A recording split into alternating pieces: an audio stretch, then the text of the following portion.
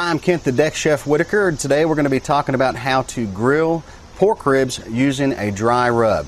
Now there's two ways you can do this. You can start off with a dry rub that you can buy at any store, a seasoning or a marinade mix, and use that as your dry rub for your pork ribs. Or you can make one of your own. You can find all kinds of different recipes online for dry rubs or in cookbooks. It's really a matter of taste. I personally enjoy a traditional dry rub, which is a paprika, garlic, lots of other secret seasonings, but that's what barbecue's all about.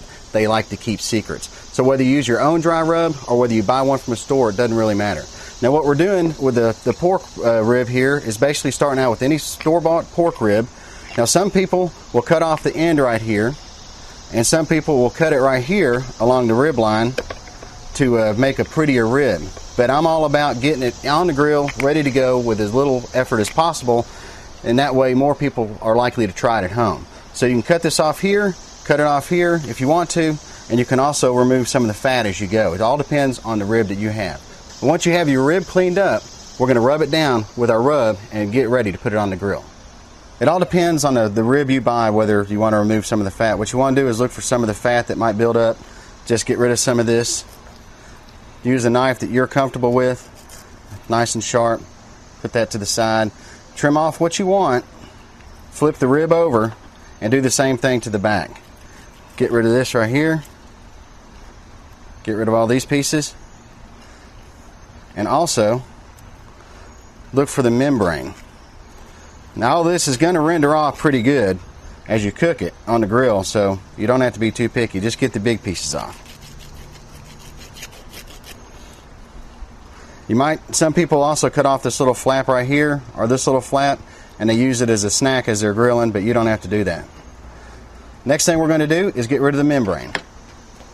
Now the great thing about pork ribs is you can cook them a lot of different ways, but there's two things you need to know about a membrane. The membrane is basically a vapor barrier, a barrier between the ribs and the inside of the cavity of the pork. And what you want to do is either remove this membrane or score it so that flavor can get all the way through. Now, once you get it started up here in the corner, you can see the membrane right here. You can grab it with a paper towel or something dry, even pliers if you need to, and start pulling it back. Now, if it proves real difficult, a lot of rib restaurants don't even do this. The secret in the industry, if it proves difficult, is to take your knife and score it several times. Just making an X pattern, and that will allow all of the flavor to get through. Okay, so the next step after you take the membrane off, we're going to apply the rub. Now what I like to do so you don't waste any of the rub is get just a simple lasagna pan, a foil pan like this. Take your rib, put it inside, take the rub, and start sprinkling her down. Now I'm doing the underside first. Make sure it gets nice and coated, and then just flip. Do the same thing with the outside of the rib. Saves a lot of mess if you put it in a pan like this or a cookie sheet, whatever you have. Make sure that you get the outside edges so everything's nice and coated. So once you get it all in there,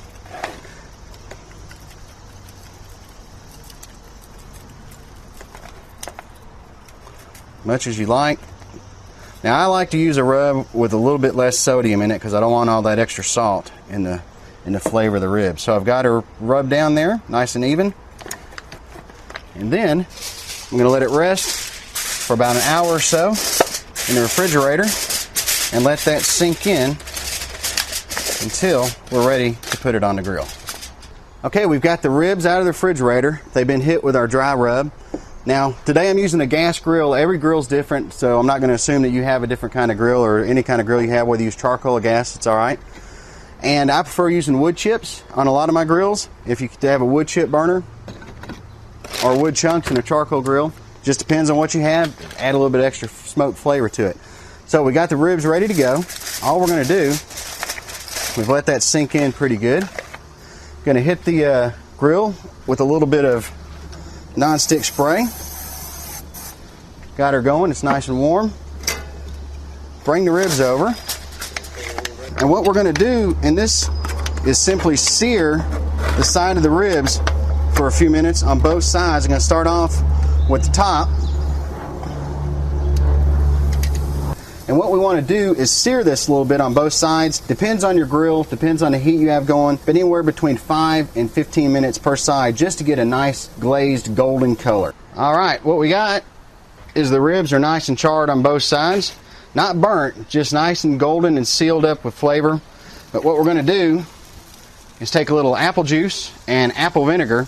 This is called a wet mop. Now, not everybody has a mop. Not everybody has those kind of cool barbecue things, so yes, you can use a spoon, it's okay. So what you want to do is just take some of this moisture, a little apple juice, a little apple vinegar, put it on there. Is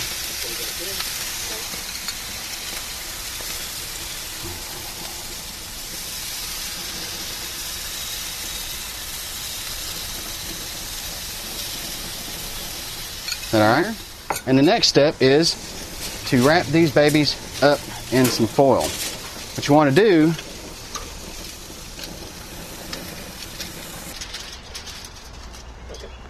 so you got them on the foil, just want to wrap them up. Now these are nowhere near done, but they're going to have a lot of flavor and they're going to be very moist, and there's really no way that you can mess them up if you've been scared to do ribs on the grill. Got them nice and tight. If you'd like more foil, add more foil. What we're going to do is turn our grill all the way down to low. Put the ribs on top. Let some of that heat get out of there. Probably going to turn this one off. And what we're going to do is get the temperature down to about 200, 225, not more than 300 degrees. And we're going to flip these ribs every 20 minutes for about 2 hours. All right, I think we're done. What you're going to look for with your ribs is what's going to happen is they're going to be a little bit looser in the middle as the fat is rendered off. It's going to be a little bit more flimsier than when you started. And also, you'll start to see a lot of the juices start to render out. That means you're darn close to going. And I think these are done just by the way you can feel them. And they're real flimsy. So what we're going to do is keep them wrapped up. Turn off our grill.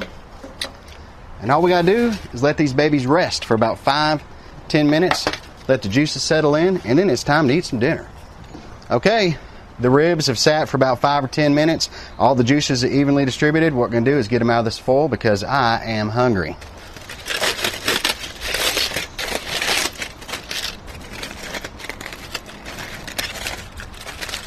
Whew.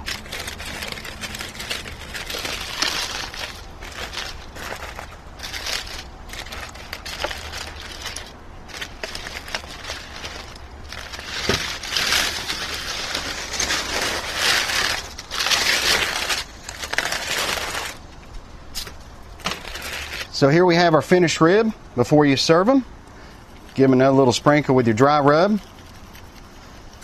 These are still pretty hot, so be careful. And all you need to do is find a bone right there, and you can cut along the bone, nice and tender, ready to go. Great ribs, good eating.